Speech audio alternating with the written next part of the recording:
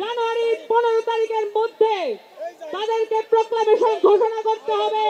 কিছুতে ভয় পাই, আমাদেরকে কি আর কেউ রুখে দিতে পারবে? আমাদেরকে কি কেউ দাবিয়ে রাখতে পারবে? সংগ্রামী ছাত্র জনতা, আমরা আজকে এখানে একত্রিত হয়েছি।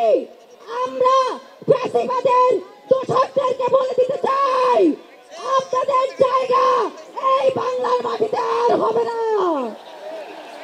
আপনাদের কোন ষড়যন্ত্র এই বাংলার মাটিতে চলবে না। আমরা আর কোনো কিছুকে ভয় করি না। দালালি না আজাদি, দালালি না আজাদি, দালালি না আজাদি, দিল্লি না ঢাকা, দিল্লি না ঢাকা। 3 তারিখের মতো কানায় কানায় পূর্ণ। 3 তারিখে আমাদের এক দফা দাবি ঘোষণা করা হয়েছিল, ফ্যাসিবাদী ব্যবস্থার বিরোধ ও নতুন রাজনৈতিক বন্দোবস্ত। অভ্যুত্থানের 5 মাস পরেও আমরা দেখি নাই জুলাই প্রক্লামেশনের কোন উদ্যোগ কেউ গ্রহণ করেছে। সেই বৈষম্য বিরোধী ছাত্র আন্দোলনকেই আবার দায়িত্ব নিতে হয়েছে প্রক্লামেশন দেওয়ার জন্য।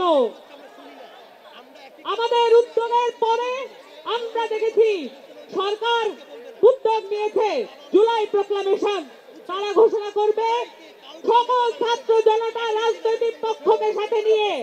তাদেরকে আমরা সাধুবাদ জানাই। এই ছাত্র জনতার উদ্যোগকে তারা চিনতে পেরেছেন, তারা একনলেজ করেছেন। তাদেরকে বলতে চাই, জানুয়ারি 15 তারিখের মধ্যে তাদেরকে প্রক্লামেশন ঘোষণা করতে হবে। নতুবা ছাত্র জনতা আবারও 3 তারিখের মতো এবং 31 ডিসেম্বরের মতো আবারও লাখে লাখে ছাত্র জনতা নেমে আসবে।